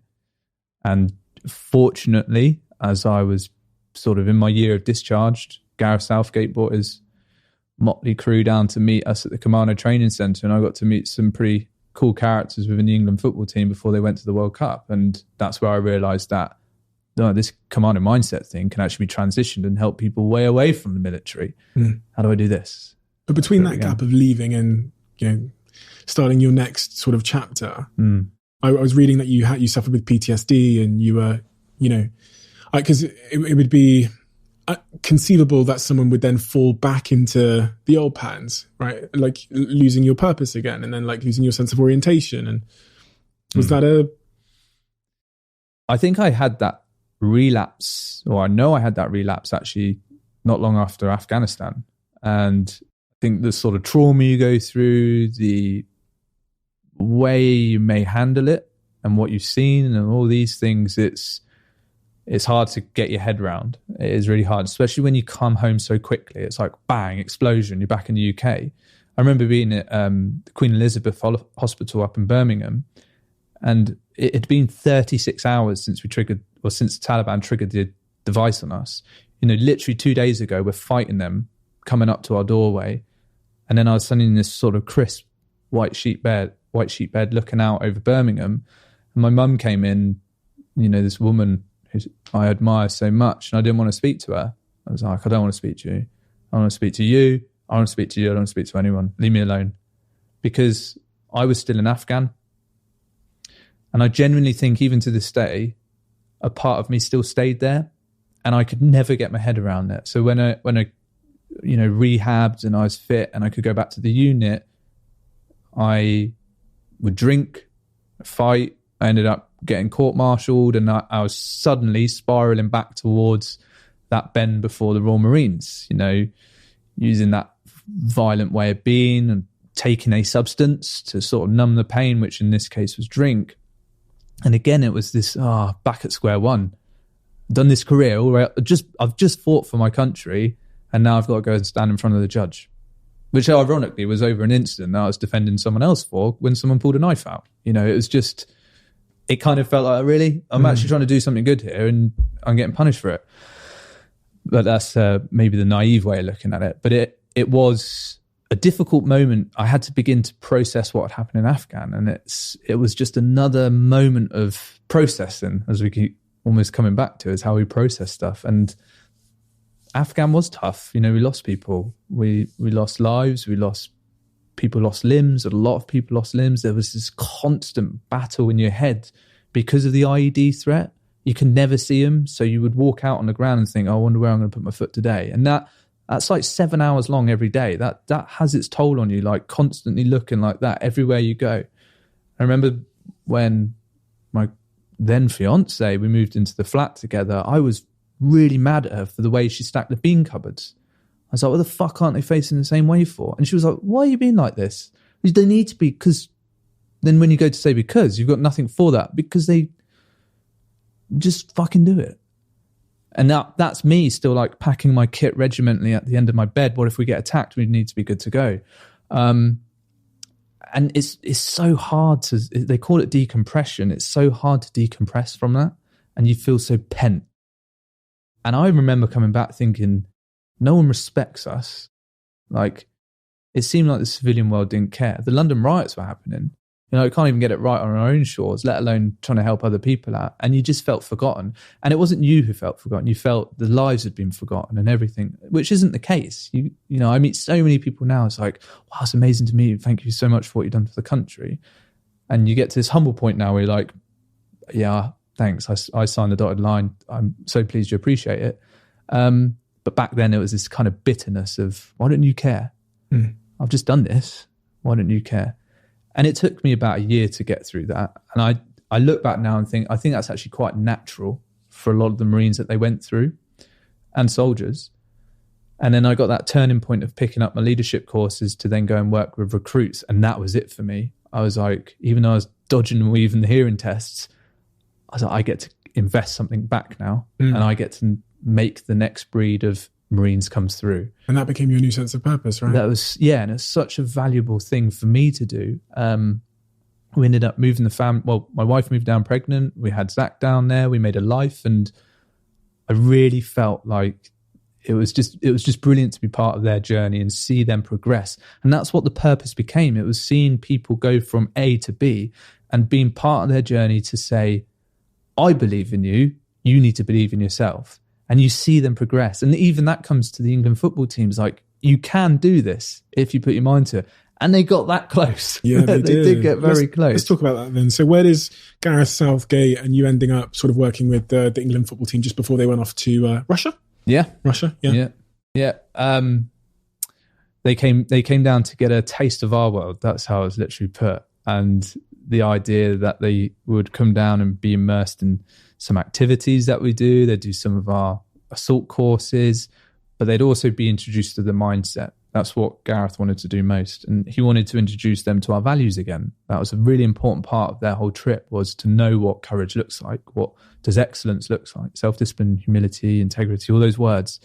And it was very surreal. You know, I felt like a giddy kid most of the time, you know, knowing that they're in the buses, they're almost at the training area. We were up in one of the woods that we train in, and there was me and 5 other corporals and then our sergeant. And you could see the bus turning up, and we were like, "Oh, they're coming!" Literally, like we were like that. Like, and then you were a tough guy when they. Yeah, that was it. Yeah, Taff, our troop sergeant, was like, "When they come over that wall, don't forget that you got to put it all on, though, boys. All right?" Yeah. And we were like, "Yeah, Roger, no worries, Taff." Laughing, and then Harry Kane appeared first, and we were like, "Tough guy." Literally, like staring him down, and then I just remember Taff, our sergeant, just went, "What are you staring at, Kane?" And just started bellowing at him. And "Get on your kit then." And then we all jumped in. And we're like, "Go on then, Southgate, start moving." And it was brilliant. You throw them that for a little while, but actually they're there to understand you, and that's not actually who we are. I was, surreal moment, 1:00 in the morning, drinking or sharing a cup of tea with Harry over a little fire, talking about what it's like to score in front of 80,000 people. What's it like to wheel away? And you turned into a fanboy. Yeah, massively. And even when I was asking, I was like, don't ask the question. But you know what? He answered it in a way that it wasn't to the fans. It wasn't to the press. He genuinely answered it, which you could hear it. It was like, there's nothing like it. The way he just expressed it. And sort of you could see him staring at the floor a bit as he's saying it, as he's thinking about those moments. Yeah.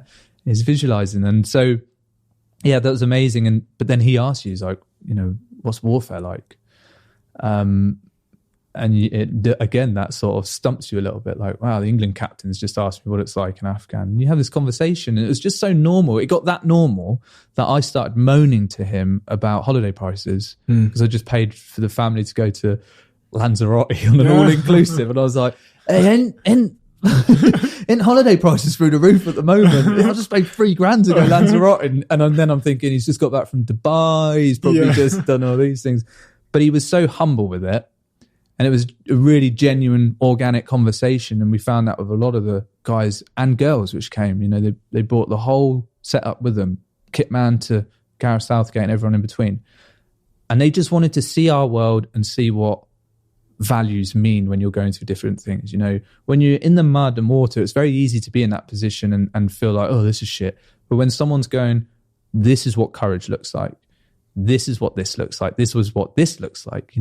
It helps frame it in a different way, and it helps show you what your ability is, what you can do, and what that meaning of that word is. And that was something that we kind of encouraged them to take to the World Cup. And I think they did. I think they did. And there's been a lot of press around it as well. Yeah. So, yeah, they did well. Would have been awesome. I've read one of your podcasts or your interviews or whatever, where you said, had they beaten, I think it was Croatia, wasn't it? You were set to go on Piers Morgan's show the next day and explain exactly how you helped them get there, but then they lost. We had a phone call, literally, So I'm cheering, going, come on, England. We're made after this. Come on, lads. You get to go on Piers Morgan. Yeah, we're going to give Piers a hard time. But it didn't happen. But hey, later, I think it was January 19, I went and did the keynote for Gareth at the Football Writers Awards at the Savoy. And I did mention, and I know a lot of people phrased it, but there was an element of pride to be part of that journey and say, they didn't bring the trophy home, but they definitely brought football home. And I think it's really unfortunate that we didn't have it this year, the Euros or last year. So much. Whenever it was meant to be. Last year, wasn't it? 2020 it was, Summer, wasn't it? Yeah. Summer 2020 Euros, yeah. So, but I thought it brought the nation a little bit closer, personally. The other thing I was intrigued by was I read this, I think it's ARA, sort of strategy per se, which you've adopted to help you deal with difficult situations. Could you explain that a little bit? Yeah, so ARA was almost kind of made up on the spot when I was trying to think of some things to deliver to people. And I've written ARA's quite a focus within my book because we all encounter adversity, we all encounter challenge. And one of the biggest things I've noticed with myself, and then when you look at it objectively with other people, when people encounter adversity, there's almost that fight, flight or freeze mode people go into. There's like, I'm going to take this on, or I'm going to bail out and hide in the ditch, or I'm just going to stand there. And there's a lot of research around most of us actually freeze. We just, we don't know what to do. And for me, going through a lot of experiences, where I really go back to is when we lost our first person in battle. We lost Dino, and we lost Dino within 5 minutes of a 24-hour operation. We literally ran off the back of the helicopters at sort of 4:30 in the morning. We were going to take a village, and helicopters went, troop were crossing the ditch to get into the village, stepped on an IED, blew him up, and he was gone. And he died there and then on the spot. And two of the other guys were injured severely with him as well. And I've used it a lot within football. I call it 3-0 down within 1 minute. And it's that moment of, wow, we're on the ropes already. We've only just started this thing. We're on the ropes. How do we deal with it? What do we do? And I remember, these incredible emotions go through you when someone gets killed. You feel anger, you feel rage, you want to cry, you want to just take a knee and look at the floor and go, I can't believe he's dead, let's mourn it right now. But you've got 16, 17 quite hungry Taliban on the other side of the wall who want to kill you as well. And the worst thing you can ever do is go into a village or an area such as that emotionally charged. If you go in emotionally charged, you're going to make cataclysmic errors. That could be that you're so sad or overwhelmed that you're not concentrating. You miss that person in the corner. They then take you or someone else out. Or you go in there angry. And when you go in there angry, you make serious mistakes. And you don't have to look far in the press to see that happened. And that happened on our tour. And that emotion gets in the way of dealing with the situation. And what I like to more frame as thinking with clarity. It's so hard to think with clarity during adversity. And that's why I spent quite a bit of time thinking, well, what is a quick framework we can just jump to? What have I used? And ARA simply stands for accept, remove, adapt.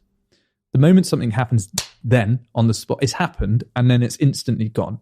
So someone dying on the spot in combat, there's nothing you can do about it. There's nothing you can do about it.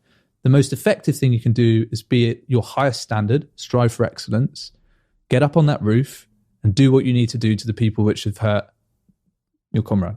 That's how you should be processing it. What is still the strategic operational part of what we're doing here? And the accept part is very difficult for a lot of people to do. It's very, and I still struggle with it now myself, but actually having that little framework to go, ARA, okay, this isn't good. How do I accept the situation is happened or happening? How can I process it? And without dwelling on blame or exactly, or or bitterness is another one. Like, so your business is shut down because of COVID. You're angry at Boris Johnson. You're angry at everybody, and you dwell on that. So that's the first hurdle is, as you say, accepting, which is tough. But it's a mindset. Yeah. This isn't. For me, this is not something we should shy away from. The moment you say it's tough, does that then allow people to go, well, I'm not doing it then. I'll just turn up. Sympathy can sometimes show up as well. Too much sympathy, maybe. A victimhood. The accept is, it's happened. What is the next move? What is the next thing I need to do? We lost almost all of our work with our business last year. We were working in talks and coaching and doing workshops overnight, gone. Like I could have sat there, which I did for about half a day going, oh, what the fuck? Where's that all gone? But you can't. How long do you sit there doing that for before you just start to take a spiral down? Or where do you actually go, right, what can I actually do with this? Where can I make a decision? We could become so emotionally wrapped up in COVID as well, the pandemic alone. Like I've expressed a hell of a lot of empathy and sympathy to everyone I work with, saying this is probably one of the toughest things we've all been through collectively in a long time. We're literally playing stuck in the mud for real. We're grounded, and it does become quite an emotional place, doesn't it? People losing jobs, things going wrong. But part of ARA is this remove emotion is not become emotionless, like not asking you to be emotionless. It's, for me in combat, it happens. You got to deal with it then and then. Remove the emotion. Get the anger and the sadness out the way. Do you know what we'll do? We'll deal with that later. No, we've got to deal with that correctly as well. This is where some people make the mistake of bottling up. Like, I'm going to come back to that later, but I need to get on with my job. And that part is that adapt part. Okay, how do we adapt to this situation? How do we adapt to loss of life there? What was his role? Not who is he as a human. What was his role? What do we need to do to fill that role for now while we're here? I was telling you about that time when we were having to use mortar fire as almost a curtain as the Taliban were trying to come out on that final operation. The person calling in that mortar fire was Vicey, my commander, and he's not a mortarman. He is not trained on the radio to do that. The day before, when we lost those 5 guys who were by that grenade, one of them was the mortarman, and he was the one who needs to call that stuff in. We didn't have him. You have to learn to adapt. And we could sit around and say, oh, we've lost our mortarman, we're fucked now. Or we can go, right, he's gone. Let's not cloud our judgment. Let's think with some clarity and get the emotion out the way. Okay, how do we adapt to this situation? And I've had so many people, which is really genuinely humbling, because I kind of didn't make it up. I just wanted to put a little bit of an acronym on what I use and give it to other people. And I had so many people get in touch saying ARA, because it's a simple process. Maybe in the morning, you know, when you stub your toe is like the quickest, like, you just want to go banzai on the table, don't you? But you just go, stop. I've stubbed my toe. It does hurt. I need to be a little bit less emotional with this table. And now I need to adapt to the fact that my toe is facing in a different direction. So we all look at the table now. But it is something, you know, something just happens and you have to be able to go, all right, that's happened. How do I remove the unwanted emotion? I call it unwanted emotion. What's the bit that's going to get in your way? Of you making the right decisions? The anger, the sadness, whatever's there, and then you have to adapt. I always think that the first L you take, and when I say L, I mean loss, the first L you take is often involuntary. Nothing you could do, whatever.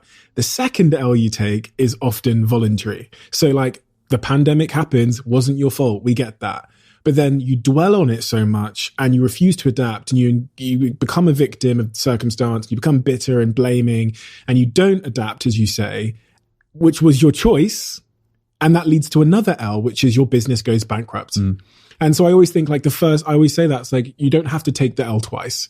The first L is, you know, involuntary. The second one is your choice. And that's, I think, the similar sentiment to the importance of like getting rid of that unwanted emotion, focusing on the task at hand, finding that calm within the chaos and being proactive. And as you said, as the sort of military values, being cheerful, because that is optimism is a very important emotion to experience in times of real chaos. You have to believe that there is a way out.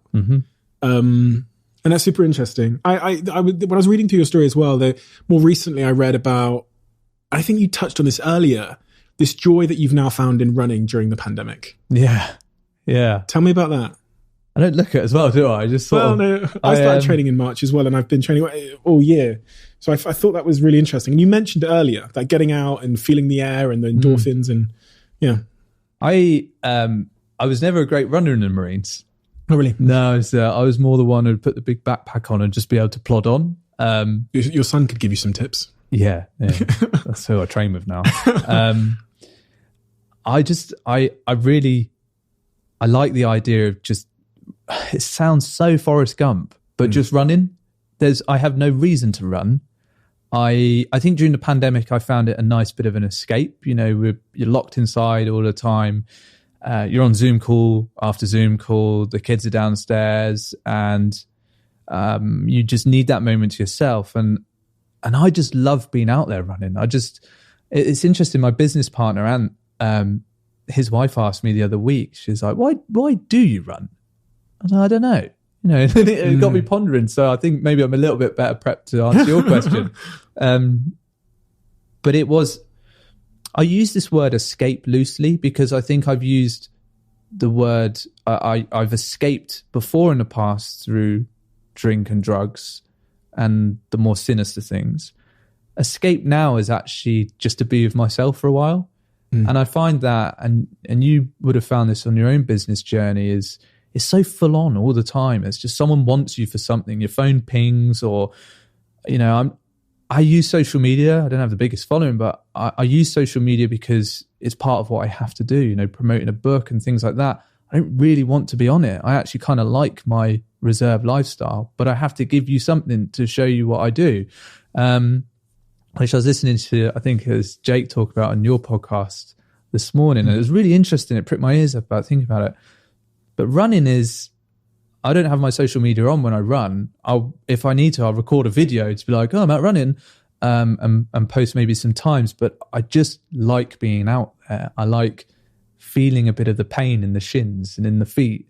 And I like running further than other people do, not for time, but that idea of what my corporal said to me in training, 0.1% better every day. I really enjoy just striving for that excellence. And I have found since leaving the military, it's really difficult to feel like you're constantly striving for excellence. It seems like there's more challenges there than there is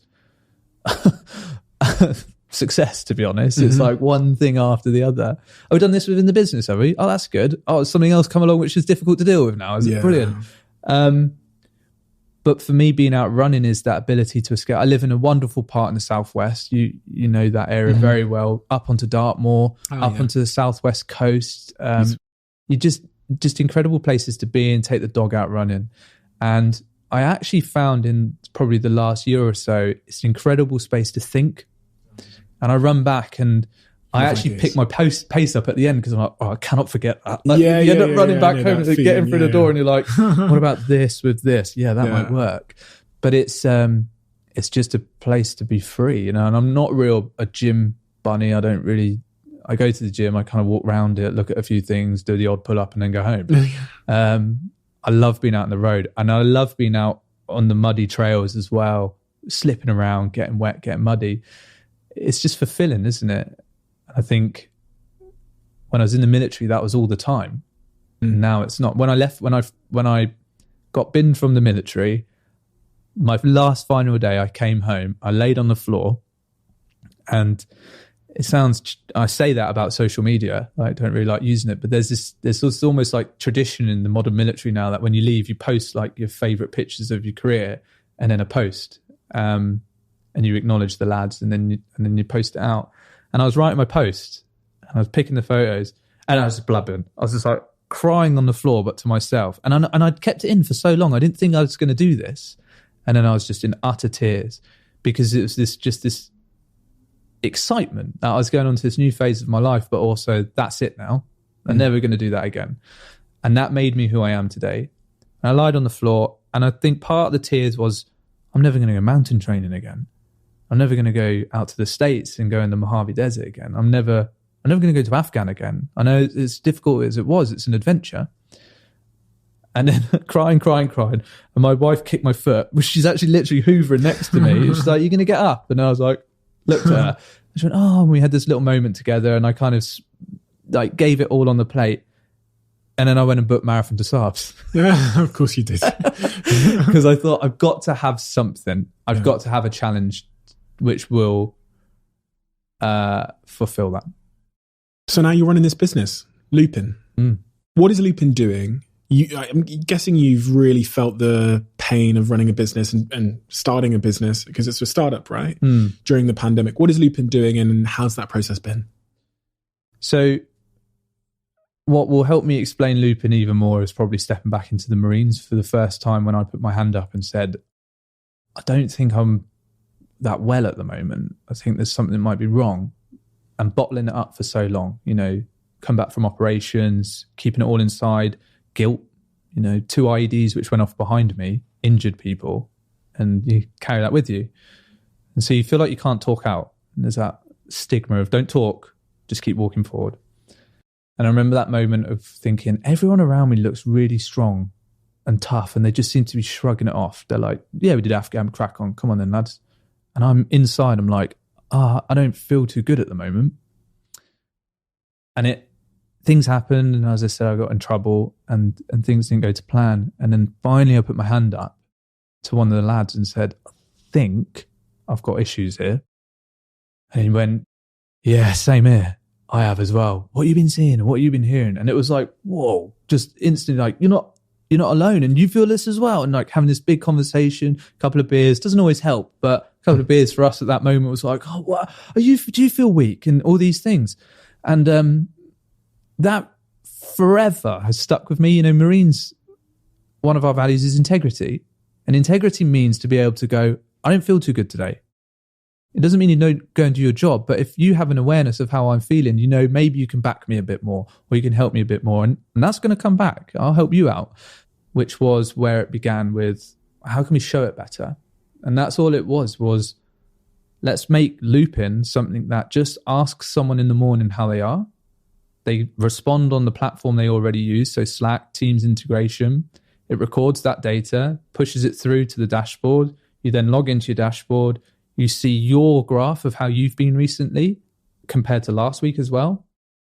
And then you get to see the close people within your team as well. Not the organization. You can see every team in the organization if you want to, but you only get to see the people within your team. And even within our own workforce, and also with our alpha and beta testing, people are reaching out to other people because they see their Amber. And I did one this morning. One of our team's Amber, straight on the phone. You all right? Yeah, I just had a long night with the kids last night. I'm okay. I just need a coffee. But all she wanted was that question of, all good? Yeah. And it's, yeah, I'm okay. And then on the odd occasion we get, no, I'm not feeling too good today. Take today off them. And that person's going to be more productive next week. We can't bend over for it. We know that in the business world, people have to be in stress states. We have to be under high pressure. Other times we don't. But it's how more transparent can we be? And I think what the pandemic's actually showing us is we can embrace this. Sounds amazing. And even as someone that ran an organization with many hundreds of people, being able to see sort of an early warning sign for situations developing. Call it the pulse. Is that what you call it? Yeah, it would have been super, super valuable. You think about it from a business perspective, you stand a chance of losing good people because you weren't aware that they were potentially on a bit of a downward spiral in terms of morale. Yeah. And losing good people costs you a ton of money. Sounds amazing. And it sounds like a very long way from Afghanistan. Do you know what I mean? Going into tech, because tech is a beast in itself. It's a whole nother, well, I've worked in tech in San Francisco and stuff, and it's a whole nother language and culture and philosophy and stuff. So to go from, your early years to bouncer, to Afghanistan, to, helping the England team, to now working in tech is one hell of a journey in a short amount of time. So incredibly impressive. You've lived many lives in the one that you've experienced. And I was thinking as you were telling the stories today, how honored I am that someone like you listens to my podcast. I was like, I need to listen to your fucking podcast. I hit a low moment last year when we dropped investment and we took these overheads. Like we went from what was it? 3 each, so about $6,000 a month overheads to suddenly thousands and thousands of pounds because we've got a team in an office and we're looking at our reserves going, it's like 2 months worth and we got 4 months. And we were getting no after no after no because everyone just shut up, didn't they? No one wanted to invest because protecting your money. And I listened to yours and Dan Murray Serta's to just take inspiration. And I don't know this world well enough, and you guys do. And I was listening to it going, they've done it. They can do it, I can do it. Right, okay. And low fucking moments, crying into my wife's arms going, why have I done this? I've put the house at risk, kids at risk. This is shit. It's better be worth it. But I want to make it happen. I want to see a change out there. I want to see a change in business. I want to see your businesses be more open. It's not about raising the money. It's about fighting to raise that money so I can make that happen. And we raised the money 7 days before missing payroll. We raised $500,000, just over $500,000. And it's listening to your stories. It's listening to others was the moment for me where I'm like, just keep going. I listened to the ones this morning. I was thinking about this struggle that you guys were talking about. And I was like, sometimes struggle's good. Yeah. It gets you to dig deep and sits in the trenches. And I've been in the trenches and we've now been through the trenches. And yeah, it's inspiring. When I got the nod last week, I was like, oh, cool. That's a massive compliment. I think, I've learned a ton from speaking to you today. I know you produce content yourself. You've got your book, which is awesome. So I just wanted to say thank you because it's been one hell of a conversation. And I think when I reflect on it, this is really the reason why I started this podcast, was to hear these stories and the diversity in struggle and overcoming and persisting and purpose and reinventing yourself is the reason this podcast exists. And you exemplify all of that. So thank you so much for your time today, Ben. And you said it was a high moment for you to come on this podcast, but I feel that going the opposite way. And I really, really mean that. I really mean that because you're an incredibly impressive guy. Thank you. Cheers.